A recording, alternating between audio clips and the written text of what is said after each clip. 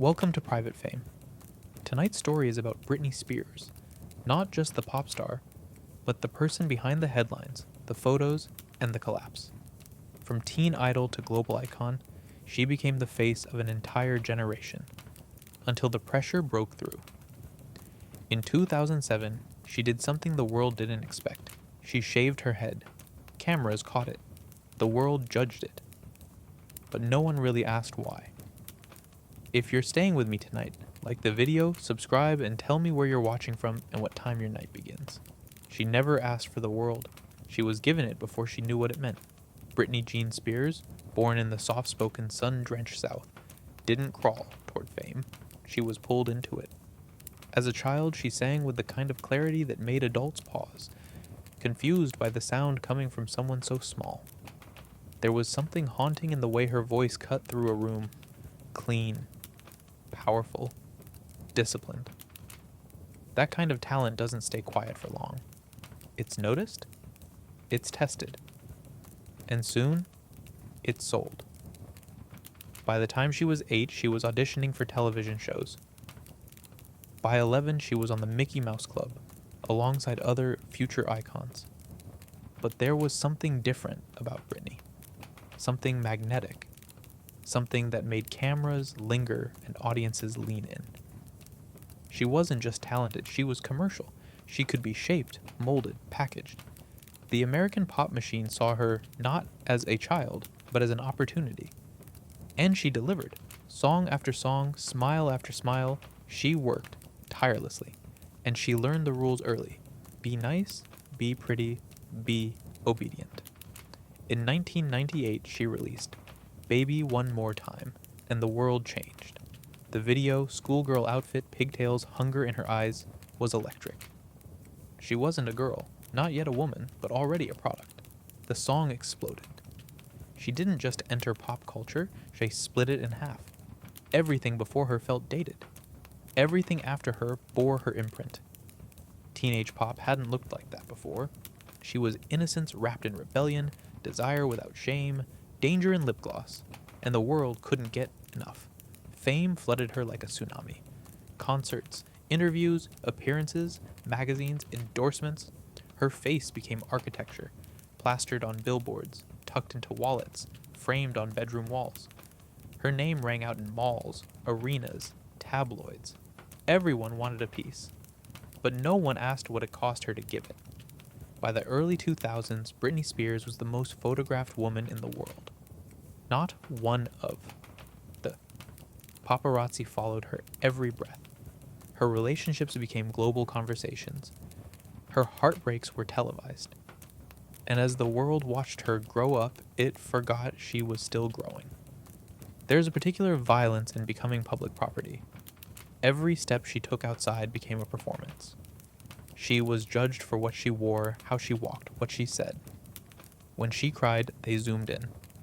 When she stumbled, they wrote headlines. Her body stopped being hers. It belonged to the culture. And through all of it, she kept working.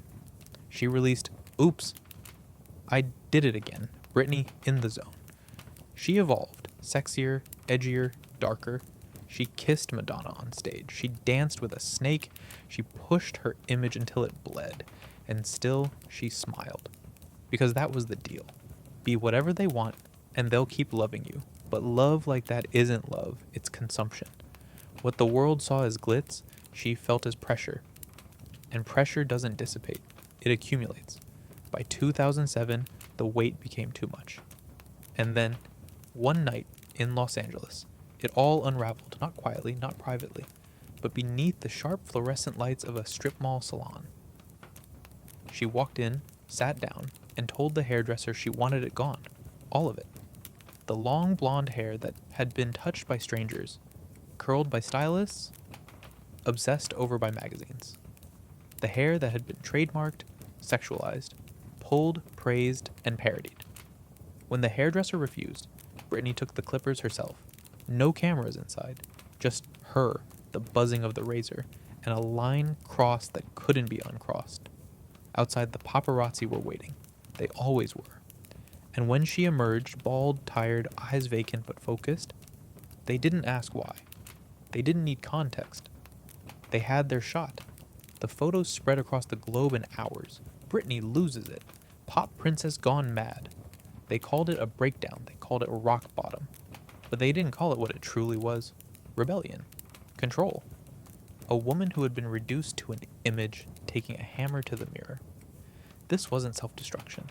It was self-assertion. And no one saw it. The public spectacle of that night became more valuable than her music had been in years. News anchors debated her sanity. Comedians wrote punchlines. Millions of strangers dissected the meaning of her bald head as if it were some abstract art. But she wasn't abstract. She was exhausted. The girl who gave the world everything was finally trying to take something back. She wasn't allowed to grieve privately, to rest, to rage, to disappear. Every human need she had was either forbidden or monetized. Her breakdown became a stage. She was followed from gas station bathrooms to therapy clinics, from parking lots to courthouses. She attacked a photographer's car with an umbrella once, and they framed it as proof of instability. But if anyone else were being hunted by men with flashbulbs and sold to the highest bidder, wouldn't rage be the only sane reaction? When a system chews you up, spitting yourself out might be the only power left. And the system did what systems do. It corrected her. Not with support, not with care, but with containment. In 2008, Britney Spears was placed under a conservatorship, an extreme legal arrangement generally reserved for people incapable of making decisions for themselves. Her father, Jamie Spears, was given control over her finances, her medical care, her schedule, her body. She could perform, she could earn, she could fill arenas, but she could not decide when to see a doctor, drive a car, or have another child. Millions watched her on stage, radiant under the lights, unaware that behind the curtain she was legally considered incompetent. They called it protection. They said she needed guidance. But it looked like a prison with high-definition lighting and choreography. For over a decade she lived like that, working, smiling, waving, while lawyers and guardians counted the dollars. And she stayed mostly quiet. Her Instagram was curated, cryptic, cheerful. Her interviews were rare, scripted. And still, fans sensed something wasn't right. They saw it in her eyes, in the way she said, "I'm okay," a little too often, too precisely. They started to ask, what if she isn't free? The Number Free Britney movement began as a whisper online. Then it grew. By 2020, it was a roar. Thousands protested outside courtrooms. Lawmakers paid attention. Journalists re-examined her case, and finally, Britney herself spoke. Not in a song, not in a photo op, but in court. She described the pain, the drugs she was forced to take, the therapy she didn't choose, the birth control she wasn't allowed to remove.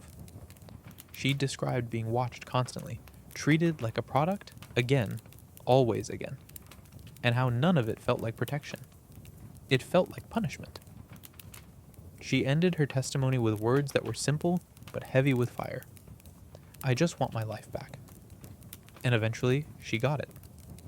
In November 2021, the conservatorship was terminated. She was free, at least on paper. Free to spend her money. Free to drive. Free to be. But freedom after captivity is its own strange animal. Freedom, when it finally comes, isn't triumphant. Not the kind Britney received. It arrives slowly, awkwardly, almost unrecognizable after so many years spent in a cage that was painted in pastels and lit with stage lights. There were no fireworks, no official return, just silence. A new kind. A silence that asked, what now? Because when you've been told what to wear, where to be, when to eat, who to trust, how to act and how to feel for over a decade, the sudden absence of control isn't comforting. It's disorienting. She had won, but the damage wasn't undone. Her body had carried the weight of performance, motherhood, surveillance, criticism, and control. Her mind had survived not just fame, but the distortion of it. The kind of fame that doesn't elevate, but devours. That turns the everyday into theater, and the inner life into something irrelevant. Fame for her hadn't been a reward. It was the arena where she had to constantly fight to remain even partially human. After the conservatorship ended, Britney didn't rush back into the spotlight. There was no immediate comeback album, no tell-all tour. She posted cryptic videos online. She danced in her living room. She wrote, finally, freely. Her memoir, The Woman in Me, wasn't just a story. It was reclamation. She didn't write to sell a new version of herself. She wrote to unearth the one that had been buried under years of contracts and costumes. Page by page, she revealed not drama but distortion. Not celebrity gossip, but psychological war. And still, the world didn't quite know what to do with her freedom. It didn't know how to watch her when she wasn't suffering. The press, trained to feed on her distress, circled her new posts like vultures without direction. Fans argued over the meaning of her expressions. Was she okay? Was she spiraling? Was she in control? But maybe the real question was, why can't we stop needing her to be broken?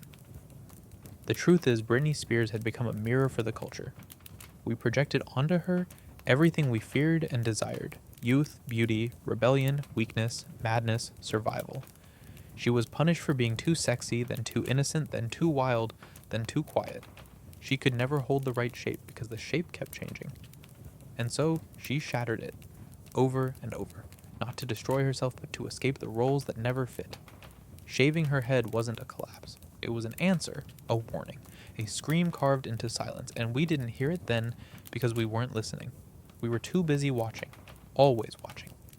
It's easier to treat a person like a symbol than to confront our own complicity in their suffering. Britney Spears stopped being just a pop star long ago. She became a case study, a cautionary tale, a hashtag, a movement. And now she exists in that in-between space. Not gone, but not exactly returned. She's not interested in reclaiming the throne. She's interested in not being watched. In moving through space without explanation. In speaking only when she chooses to speak. Her story isn't neat. It doesn't have a cinematic arc or a clean redemption. It's messy, unresolved, and painfully real. And maybe that's the most powerful thing about her. She's still here. Not because she was saved, but because she refused to vanish. In a world that turned her pain into product, Britney's greatest rebellion wasn't the breakdown, or the court battle, or the shaved head. Her greatest rebellion was survival. On her own terms. She lives now in fragments, public ones, digital ones, blurred ones, small windows into a life that once belonged to everyone, but now belongs at last a little more to her.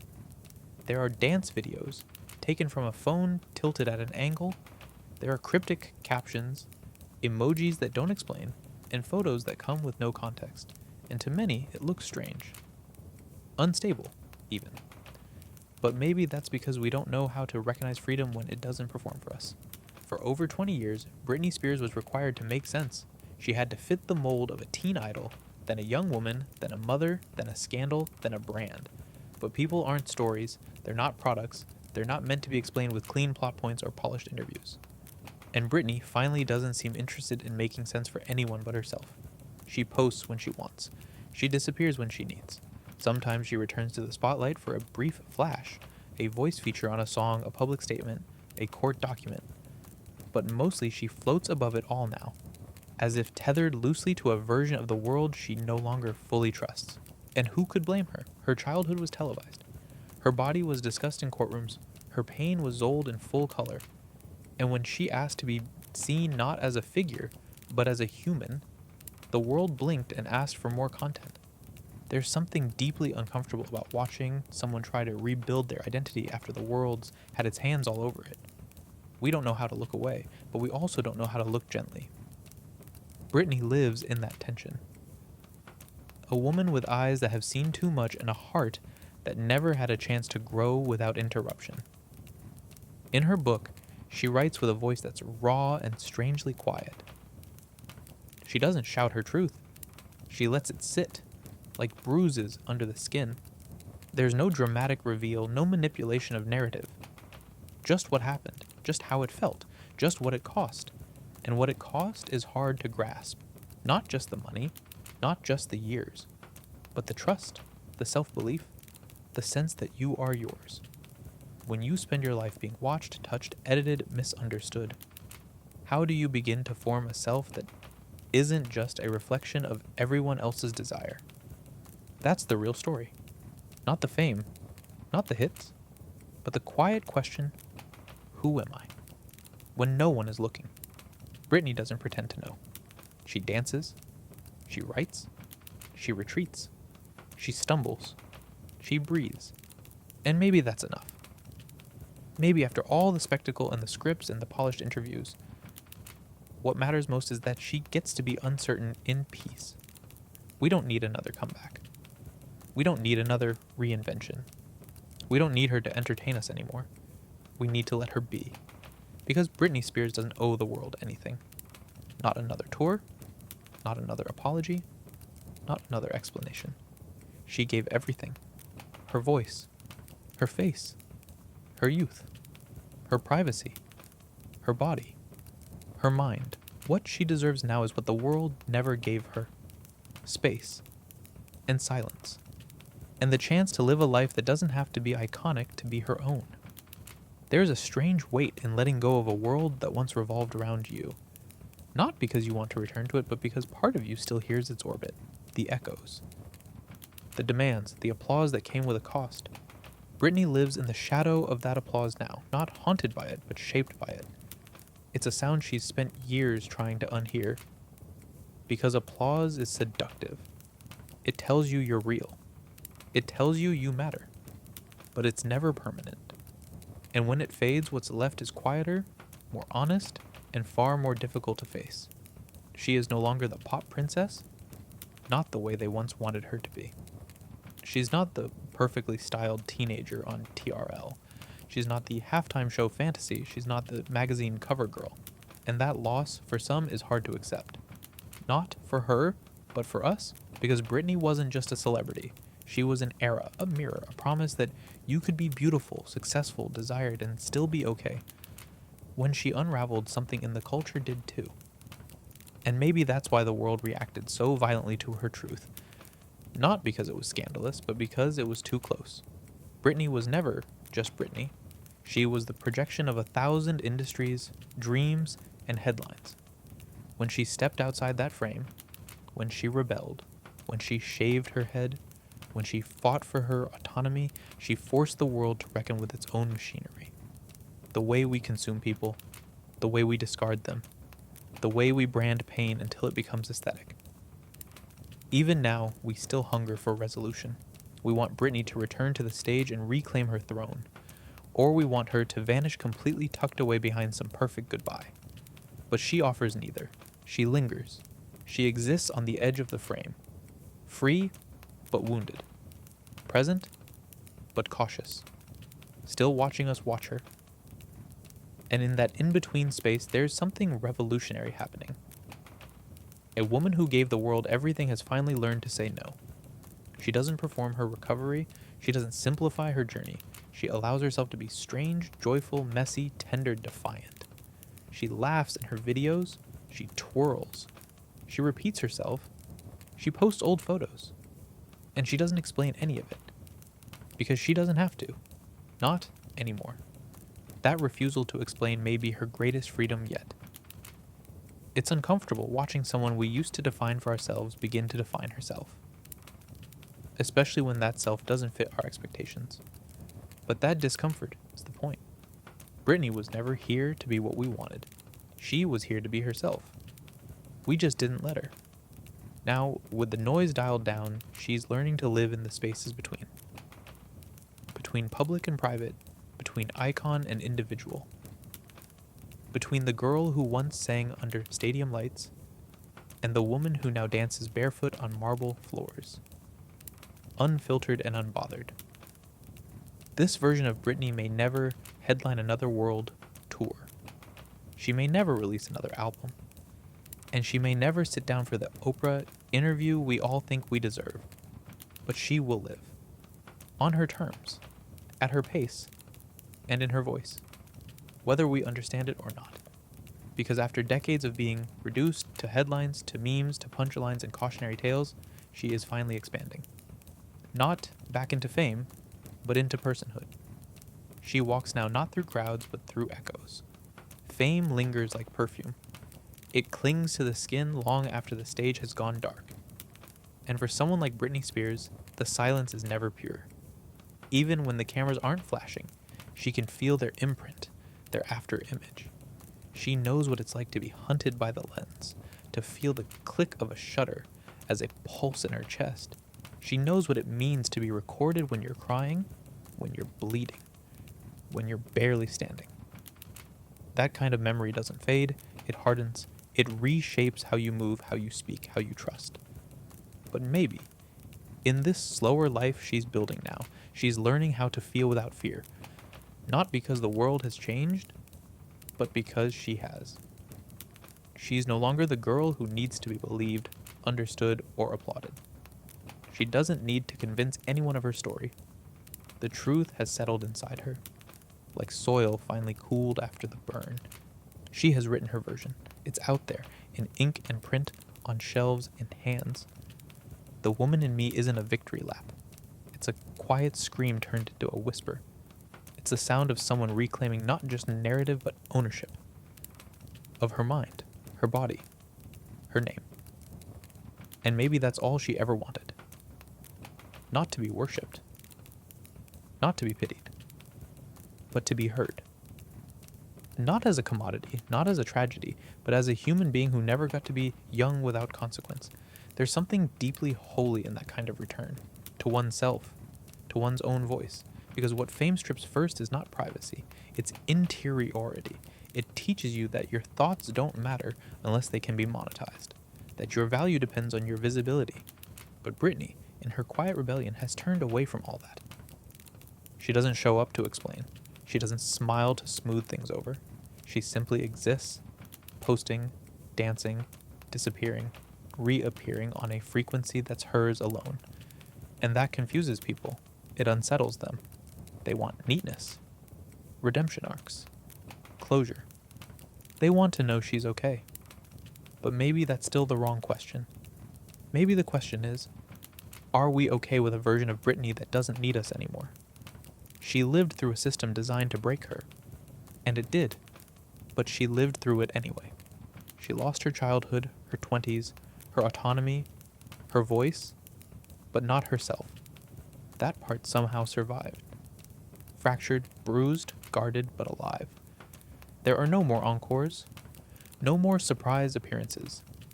No final glittering moment to remind us who she once was. There is only now. And now is not a stage. Now is a woman sitting in the center of her own life for the first time in decades, asking herself the kinds of questions that have no PR strategy. What do I want? Who do I trust? What does it mean to live without being consumed? These are not questions she needs to answer publicly. In fact, maybe the most radical thing she can do is refuse to answer them at all. Because the world didn't give her peace. She had to take it. And peace for Britney Spears was never about silence. It was about not performing. So now she lives between the digital and the real, floating in that liminal space where freedom doesn't look like banners or press releases, but like being left alone. A woman who once couldn't walk into a gas station without it making headlines now doesn't leave the house for days if she doesn't feel like it. She has nothing to sell. No new version of herself to promote. No illusion to maintain. She's not here to entertain anymore. And that, more than any performance, is her loudest act of resistance. Because we never learned how to let Britney grow. We fell in love with the girl in the pigtails, the school uniform, the whispery voice, and sharp choreography. And we never let her age past it. When she tried to become something else, more sexual, more independent, more complex, we dragged her back. We demanded the fantasy, we punished the evolution.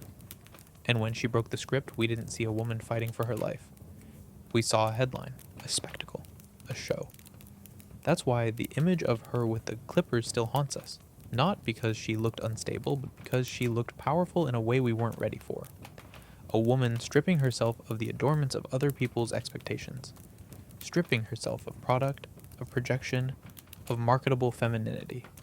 She didn't cry. She didn't ask permission. She just did it. And the world recoiled. Not because she lost control, but because, for the first time, we weren't in control of her. She's not perfect. She never claimed to be. Her social media posts are often strange, erratic, hard to interpret. But maybe that's just honesty.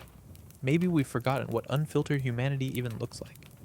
She spent years being polished into something digestible, something clean, and now she's refusing the polish. What we're seeing is the messiness of a person finally owning her voice without editing it for mass appeal. People still whisper, still speculate. Is she really okay? Is she free or just spinning in a different kind of cage? And maybe those questions say more about us than about her. Because deep down, we're uncomfortable watching someone exist without giving us a performance to consume. We don't know what to do with Britney when she's not singing, when she's not dancing, when she's not smiling for the camera. But maybe she finally does. She knows now what she didn't know at 17. That fame isn't affection. That applause isn't love. That selling yourself too long makes it hard to buy yourself back. And she's still paying for that lesson. Not in dollars, but in trust, in time, in breath.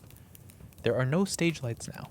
No world tours, no countdowns to new singles. Just a woman waking up in her own house, choosing every morning what parts of herself the world will see, and which parts it will never get again. That is what survival looks like. Not neat, not polished, not prepackaged, but whole, not for us, for her. And maybe that's the quiet revolution we were never ready to witness. A woman stepping off the stage, not in disgrace or defeat, but with intention. Not slinking away, not dragged down, but walking, slowly, calmly, toward a life that no longer requires an audience. Britney's withdrawal isn't emptiness, it's a reclamation. It's a woman returning to the unlit spaces of herself, the ones that were long ago stripped bare for profit and spectacle, and rebuilding what she lost without asking anyone's permission. She doesn't speak much now, at least not in the way the world wants her to. She gives no polished statements, no morning show interviews. She speaks in fragments, sometimes through captions that confuse more than they clarify, sometimes through old videos, sometimes just through presence. And it unsettles people, this incomplete narrative. We were trained to expect clarity from her, packaged sincerity, something to decode.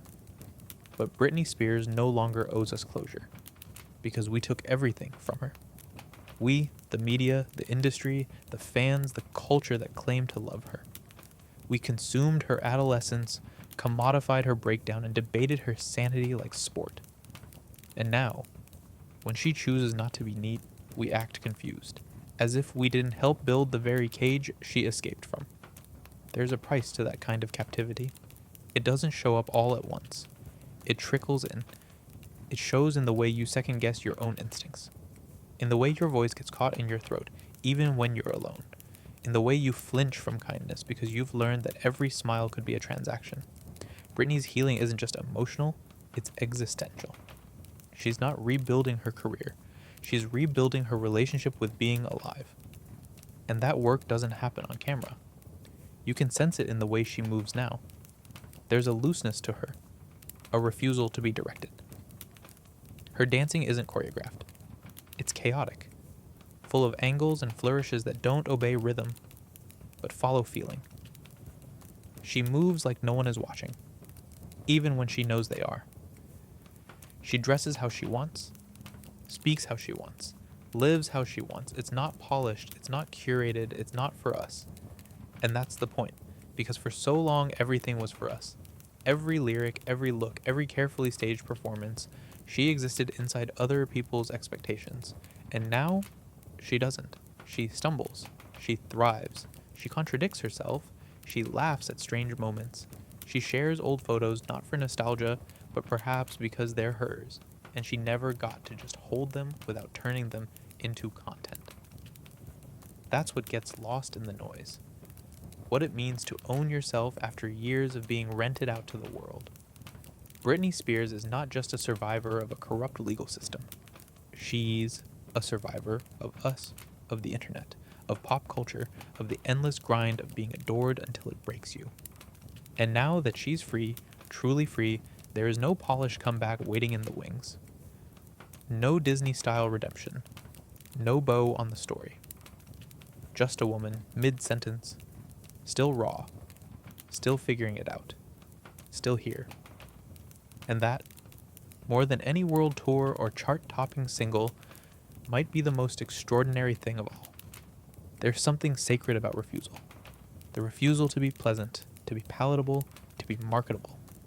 Britney Spears has entered that rare space where she no longer needs to be likable to be valuable, at least not to herself. She's done contorting into a version of femininity the culture finds convenient, done apologizing for the ways her trauma leaks out in public, done explaining why she's not the girl we remember, because that girl is gone.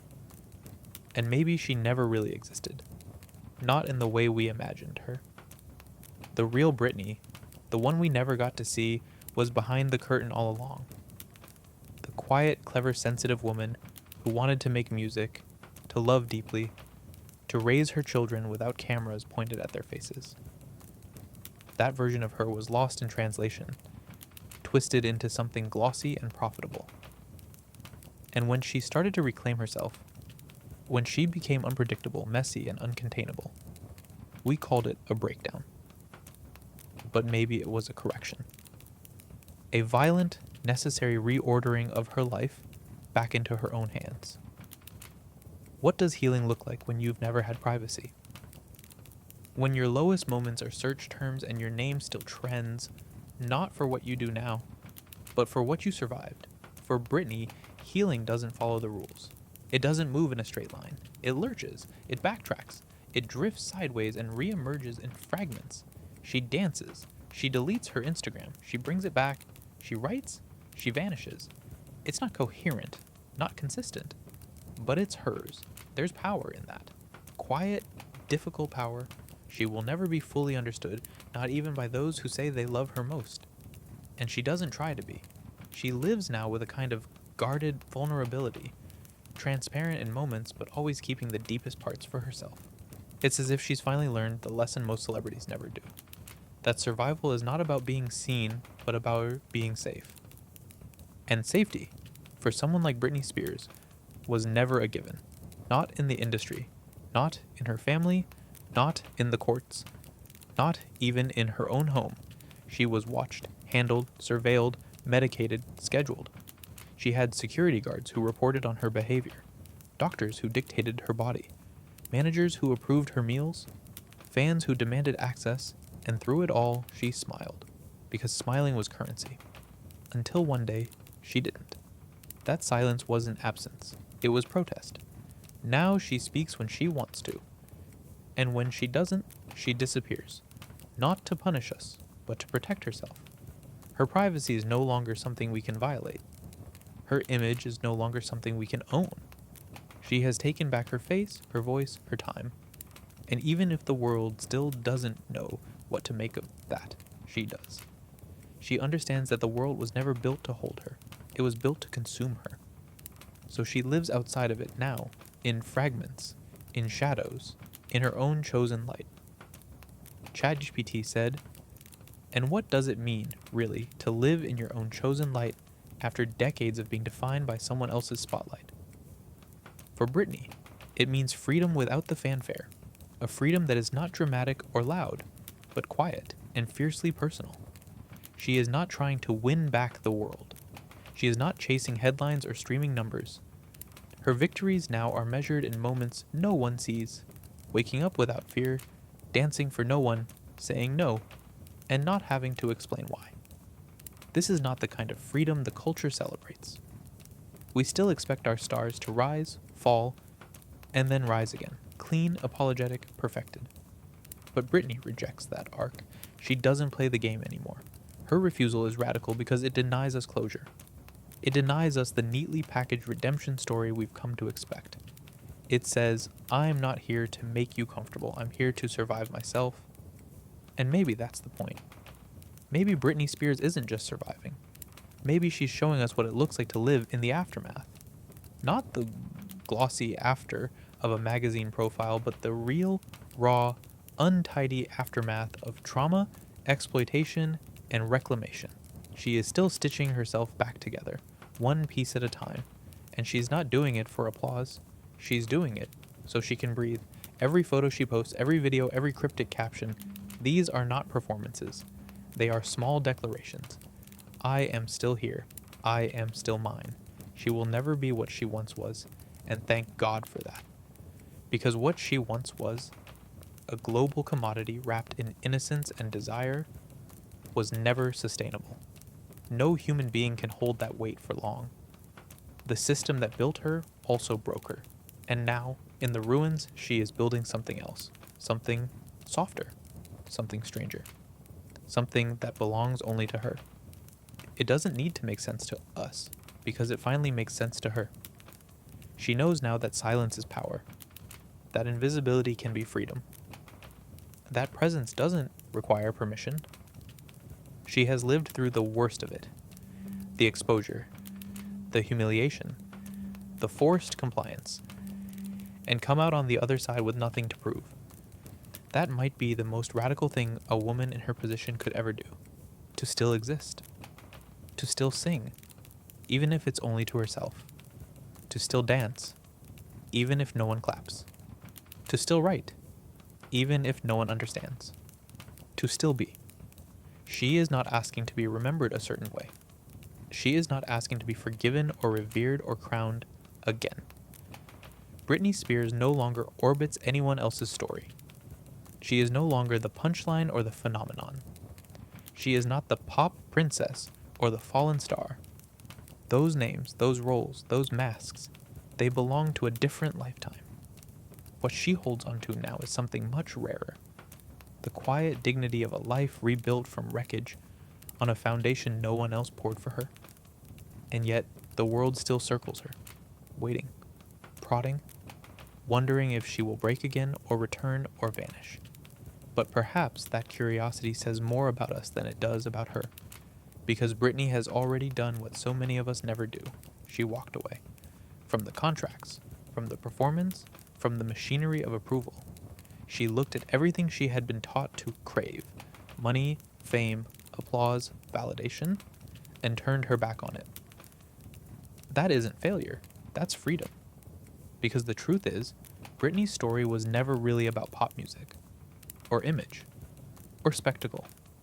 It was always about autonomy, about what it costs to be seen before you're understood, about what happens when a young girl becomes a canvas for the fantasies, fears, and projections of an entire culture, and about what it takes to rip that canvas down and start again with bare hands and no script.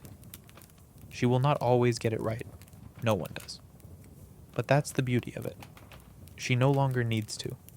She has made peace with the messiness, the contradiction, the complexity of herself. And in doing so, she has given others, especially women, the permission to stop performing, to stop apologizing, to stop smoothing out the edges that make them real. There is no final chapter here, no tidy ending. Just the continuation of a life that, for the first time in decades, belongs fully to the woman living it. Britney Spears has already been the icon, the dream, the ghost in the machine. Now she is simply the author of her time, of her name, of her breath. She may never be understood, but she is no longer asking to be. She is no longer looking for a crown. She is already wearing her freedom. And so, what remains is not a performance, but a presence, an earned stillness in a world that never let her be still. Britney's legacy, despite the machinery that tried to dictate it, was never only about the albums or the tours or the records broken. It was about her endurance, her quiet, astonishing endurance. She taught the world against its will that surviving is not just an act of resistance, it's a reclamation of self in the face of erasure. Because how do you come back from being everywhere all the time? How do you return to your own skin after the world has lived in it for you? The answer is slowly, without a map, without fanfare, without explanation. She lives that answer now, every day, in ordinary choices, in the privacy she fought to win back, in the blank spaces where a tour schedule used to be, in the quiet mornings, in the offbeat dancing, in the bare-faced selfies posted without concern for lighting or likes. These are not remnants of a fading celebrity. They're the markings of a woman re-inhabiting her own life. Britney Spears has done what very few public figures ever manage. She stopped being a myth and became a person. Flawed, wounded, resilient. She's not trying to be symbolic anymore. She's not looking to stand for something. And in doing that, just being, she stands for everything the culture once denied her. Agency, humanity, choice. Let the others chase the stage. Let them craft the comeback. Let them bow where they're expected to. Britney bows to no one. Not anymore. What she carries now isn't the pressure of relevance, but the soft, slow shape of peace. Not perfect peace. Not untouched by the past, but a peace that's honest, earned, and fiercely protected. The crowd has left. The curtain is down. The music has quieted. And in that quiet, you can almost hear it. The steady rhythm of a life that finally belongs to the one who lived it. No more edits. No more masks. No more captivity. Just breathe. Just body. Just being. Britney Jean Spears. Woman. Alive. Free. ChatGPT said, "There's an ache in freedom, too. A quiet ache that lingers long after the locks have been broken and the doors swung open. Freedom, for someone like Britney, is not just relief. It's disorientation. It's walking into a room with no script for the first time and realizing you can finally speak, but you no longer know how to say what you need. Because for so long your voice was shaped by the expectations of others. Now, alone with herself, she must learn not just to live, but to listen. To hear her own voice without doubting it. To trust its rhythm after years of being tuned to someone else's key. That's not a fairy tale. That's not a pop anthem. That's work. And yet, she does it. Quietly, stubbornly. Some days with joy, other days with hesitation. There are moments where her past still whispers. Through a news headline, a courtroom memory, or an old photo that refuses to be forgotten. But she keeps going. Not to prove anything. Not to come back stronger. Just to exist fully in a life that was once stage managed, down to the hour. That may be the most revolutionary thing about Britney now. She is not in a hurry. For someone who once lived by a tour calendar, every unscheduled day is sacred. For someone whose decisions were signed off on by lawyers, the act of choosing what to eat, when to dance, whether to post, is a quiet act of sovereignty. She doesn't need a comeback. She doesn't need another chart topper. The world still spins on her name, but she's no longer spinning for it. She's found something more precious than attention. Peace.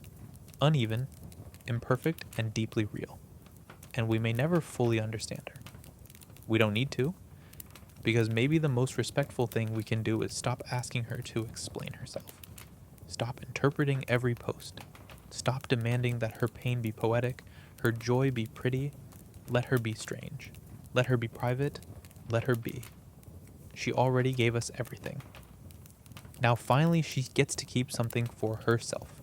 She gets to keep the silence. Not the oppressive kind, the kind that once wrapped around her in hotel rooms while the cameras waited outside, but the healing kind. The silence that isn't absence, but presence. The silence that holds no demand. The kind of silence where she can just sit, unobserved, untouched by scrutiny and be nobody to anyone but herself. That is the truest wealth she's ever known. Not the millions she earned for others, not the records she broke for an industry that fed on her image, but this, time unmonitored, a breath unmeasured. Because when you've lived your life with a mic always live and a lens always pointed, stillness is not natural. It's revolutionary. And she's still learning how to live in it. Still learning that she can take up space without smiling. That she can speak without permission. That she can rest without apology. Her days now are not built for content. They are built for recovery. People still ask if she'll come back, as if her worth is bound to output, as if being visible and valuable are the same thing. But she knows better now. The myth of return is one crafted by those who never had to leave themselves. For her, every day spent outside that system is not a delay of destiny, it is the destiny. Every refusal is a choice, every absence is sacred. You can feel it in the way she moves now, even in the filtered glow of her phone's front-facing camera. You can tell she's not performing. She's existing. Not as Britney, not as a symbol, but as a woman who survived something no one was meant to survive. There's no rule book for that, no precedent, no clean arc. You don't emerge from that kind of cultural possession untouched. You emerge with scar tissue where applause used to be. You emerge slower, more cautious, aware of every hidden cost. But you emerge, and that in itself is extraordinary. There's a kind of magic in watching someone learn to be human again on their own terms. No handlers, no lighting, no crew, just her. Living, fumbling, healing, laughing even when it doesn't make sense, crying even when no one knows why, sharing what she wants, holding back what she doesn't. We never gave her that freedom. She took it, and now it is hers. No stage, no role, just life. Finally, her own. Some days that life is tender. Others, it is strange. Often, it is confusing, especially to those who still watch her through the lens of the past. They see her and ask, where is the Britney we remember? But the truth is she doesn't live there anymore. That version of her, the polished girl with perfect timing, the stage-crafted smile, the rehearsed innocence, that was never the full picture. It was an expectation in a glitter costume. It was performance wrapped around a pulse. She has outlived that. Now, the life she's building is one where imperfection isn't a flaw but a language. Where messiness is allowed. Where healing is not for consumption. She dances with her body the way a survivor does. With memory in her muscles, defiance in her breath. Not to entertain, not to dazzle, but to feel. To shake loose the years spent frozen in image. And maybe people don't understand what they're seeing when she posts, maybe they never will. But it's not for them, it's for her. A woman who lost ownership of herself and is now reclaiming it inch by inch, even when it's uncomfortable, even when it's clumsy, even when it's questioned. Because reclaiming yourself after being shaped by 1,000 hands isn't poetic. It's brutal. There are days it doesn't feel like freedom. There are days when the old echoes still sound louder than the present. There are days when the world still tugs at her, hoping she'll return to the mold. But she doesn't. And that refusal, the quiet, unwavering refusal to return to what broke her, is a kind of art the world is still too immature to appreciate. We want transformation stories with clean lines, with triumph at the end. But Britney is still becoming. She is not the final draft. She is not the postscript. She is the body writing itself new. What she gave us before was brilliant, but what she is now is brave. She no longer belongs to the stage. She belongs to herself. That is not a loss. That is not the fall of an icon. That is the arrival of a person. And that, in the end, might be the story we never expected, but always needed. She got out. She's alive. She's her own. And she's enough. There is something almost mythic about a woman who refuses to be remade. We live in a culture obsessed with redemption, especially for women in the public eye. A woman breaks down, and the world waits for the makeover montage, the polished interview, the triumphant return. It's not about healing, it's about control. Be beautiful again. Be useful again. Be safe again. Britney Spears didn't give us that. She didn't come back in the shape we expected. She didn't let herself be rebranded. She walked away from the narrative and wrote a new one, without asking if we'd keep reading.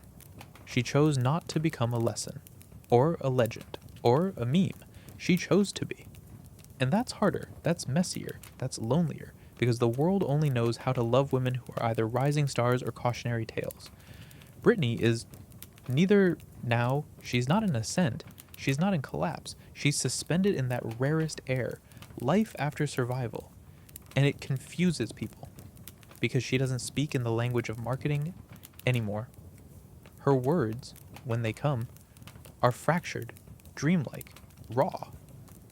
There's no team translating her into a soundbite, no label smoothing the edges, just her, strange, vivid, present. And there's power in that strangeness. The power of someone no longer trying to be understood by a world that never deserved her truth.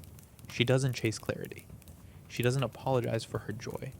She doesn't soften her intensity. She doesn't explain why she dances, or why she posts, or why she vanishes. She doesn't ask for permission to be real. Britney has made peace with being misunderstood. And that peace is louder than any stage she ever stood on. Because what she has now is the thing they tried to take from her all those years ago.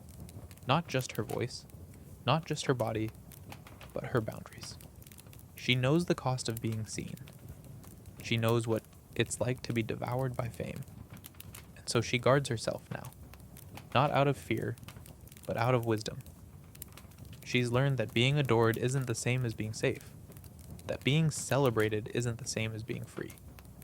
And freedom, for her, is not glamorous. It's not aesthetic. It's not curated. It's messy and unpredictable. It looks like bare floors and crooked camera angles and unfinished thoughts. It looks like life lived not for performance, but for breath. We wanted her to come back as the girl we remembered. But she came back as the woman we never saw coming. Not perfect, not polished, but powerful in a way that cannot be marketed.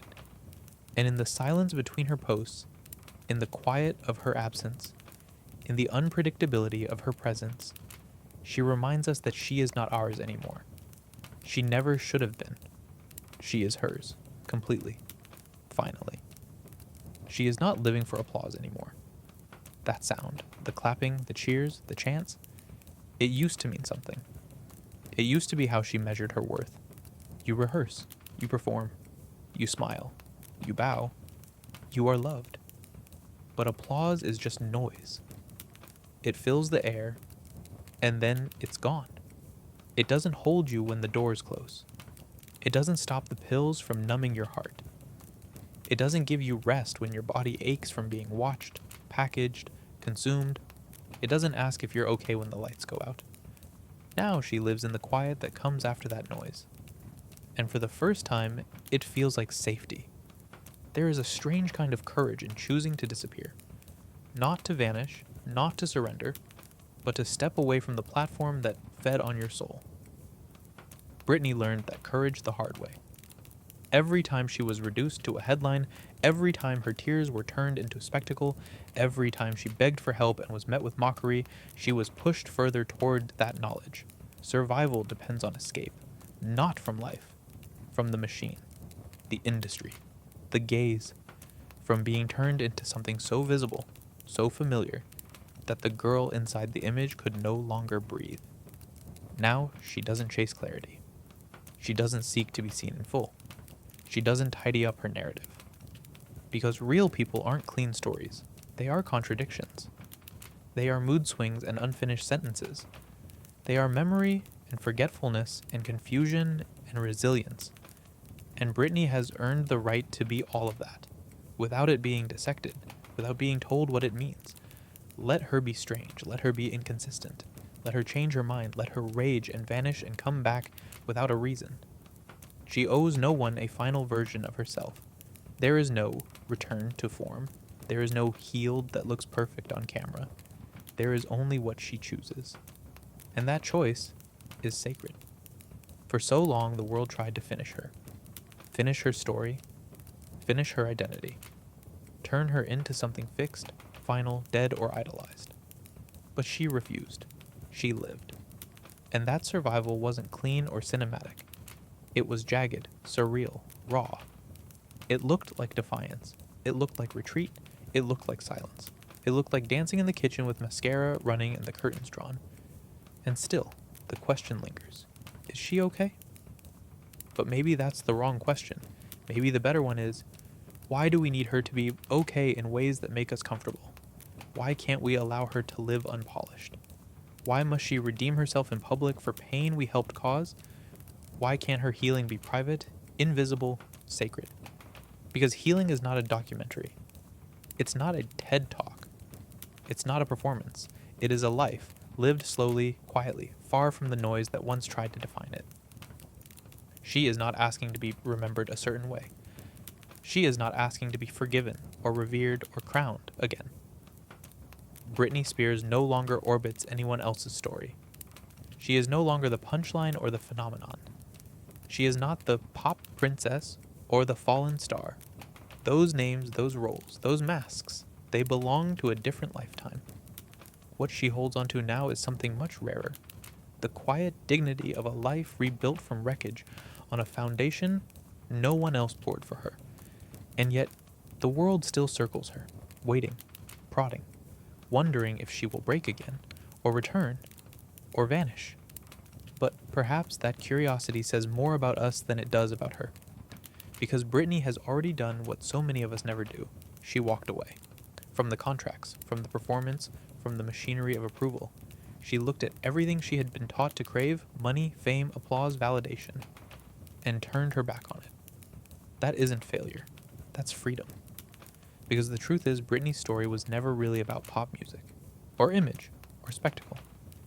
It was always about autonomy, about what it costs to be seen before you're understood, about what happens when a young girl becomes a canvas for the fantasies, fears, and projections of an entire culture, and about what it takes to rip that canvas down and start again, with bare hands and no script. She will not always get it right, no one does. But that's the beauty of it. She no longer needs to. She has made peace with the messiness, the contradiction, the complexity of herself. And in doing so, she has given others, especially women, the permission to stop performing, to stop apologizing, to stop smoothing out the edges that make them real. There is no final chapter here, no tidy ending. Just the continuation of a life that, for the first time in decades, belongs fully to the woman living it. Britney Spears has already been the icon, the dream, the ghost in the machine. Now she is simply the author of her time, of her name, of her breath. She may never be understood, but she is no longer asking to be. She is no longer looking for a crown. She is already wearing her freedom. And freedom, for her, no longer resembles the spotlight. It is not found in sold-out arenas, glowing headlines, or the distant hum of applause echoing through a stadium. It is not validation from charts, critics, or social media praise. Freedom, for Britney Spears, is not public, it is deeply private. It is not something that can be measured or consumed. It is something she holds in the smallest of daily decisions. It is in waking up without an audience, in having no manager to report to, in saying no without consequence, in not explaining herself, in being allowed to be both vibrant and vacant, to be energized one day and completely still the next. Freedom, for her, is the right to be unremarkable, to be invisible, if she chooses, to be whole even when she's not performing wholeness. Her freedom is not wrapped in glory. It is subtle, it is soft, it is invisible to most because the world isn't trained to see that kind of power. It is not photogenic, it doesn't read well on gossip blogs or inspire viral content. But it is hers. It is the reward for years spent as property of the media, of her family, of her industry, of a public that once claimed to adore her while watching her suffer. This new life, the quiet one, the one that doesn't trend, is the most radical thing she's ever created. She's no longer running toward a comeback. She isn't chasing a version of herself that fits the world's memory. She's done with fitting. She is finally expanding into the full dimensions of her own humanity. That humanity is not flawless. It is not curated. It is not staged. It is messy, non-linear, and at times difficult to watch. But that's only because we've forgotten what unpolished freedom looks like. We've grown used to images controlled by teams, by contracts, by the logic of brand. Britney is no brand now. She is not neatly framed. She posts what she wants, deletes what she wants, says what she feels without softening the edges. And when she retreats, she does so fully, unapologetically, without promise of return. She isn't offering explanations. And that absence of justification is not a flaw. It is the fruit of liberation. For so long, her life was a performance for others, choreographed, edited, directed. Now, her choices are hers alone. And that is hard for the world to accept. Because her freedom has nothing to do with being consumable. It has nothing to do with being productive, beautiful, or even coherent. It is not a gift for the audience. It is her own oxygen. That is why her story continues to provoke discomfort. Not because she is unstable, but because she is uncontrolled. We are not used to seeing women, especially famous women, choose autonomy over likability. We are not used to watching someone retreat from performance and resist the demand to make sense. Britney is not giving the culture what it wants. She is not tying up her pain with a bow. She is not rebranding for redemption. She is healing in ways that are disorganized, silent, and deeply personal. And that is not failure. It is the clearest sign of self-trust. She knows now that she is not required to inspire. She is not here to entertain. Her existence does not need to be poetic. She does not need to explain herself through documentaries or album releases.